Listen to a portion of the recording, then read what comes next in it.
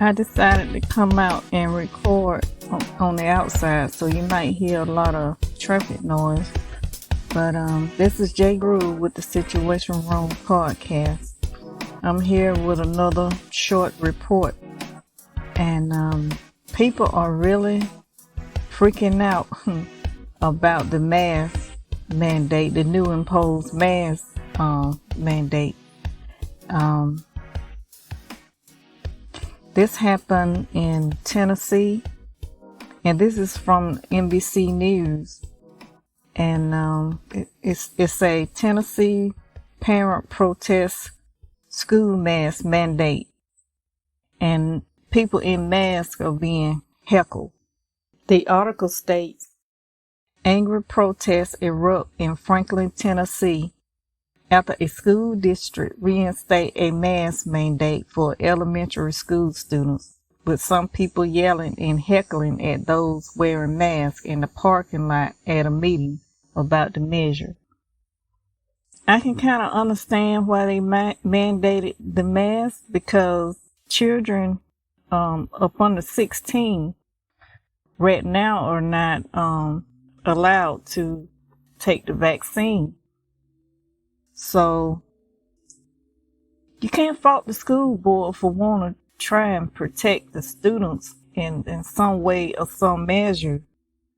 And since they are not able to take the vaccine at this time, I think that was the reasoning for them to mandate that they wear masks. And that should be understandable. It should be. Because it's like you putting kids that's unprotected inside of a petri dish. Because that's what a school is, or any large crowd gathering. It's just a giant petri dish full of germs and bacteria anyway.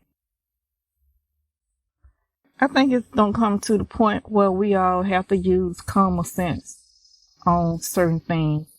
Now, if the school then put forth measures to try and protect the students in some type of way, then everybody would be mad if they had a massive outbreak of COVID.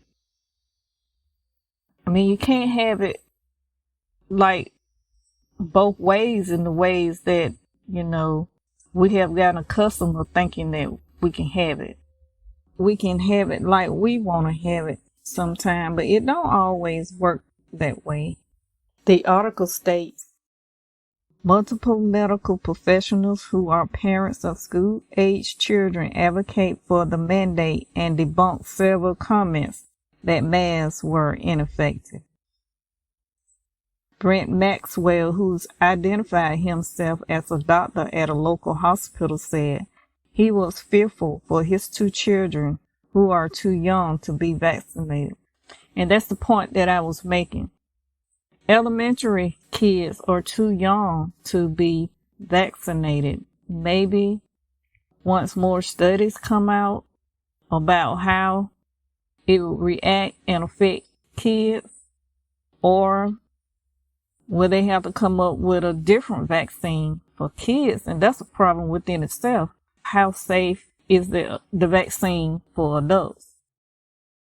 And the long-term effects is we just don't really know right now, because all the data just haven't really come in yet. We kind of like in the early stage of trying to figure this thing out. So all the data haven't come back in yet on the long-term effect or the efficiency of it.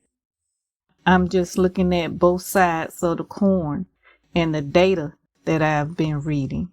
One pediatric physician stated that it's happening in the pediatric ICU and ERs across the country. They're being stretched to its capacity in states like Texas, Arkansas, Louisiana, and Missouri.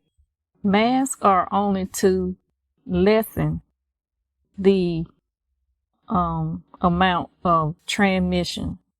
It's not a fail-safe proof thing. It just to lessen the chance of transmission from person to person. No one ever said that it was 100%. No one never said that. It just to lessen your chance. That's what it is. It's probability. That's what it is. So if you want to take the lessened probability, you wear your mask.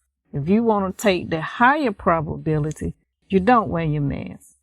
That's just how it goes. It's all about having respect for each other, whether we agree or disagree. Viruses, sickness, and disease don't care anything about any of us. It's natural selection for any organism to attempt to adapt and survive. Maybe we can find some common ground that would work instead of tossing everything out just because we can't agree. We all have the same goal here, and that is to survive. And this has been J Groove from the Situation Room podcast. See you next time. Be sure to subscribe, like, and share.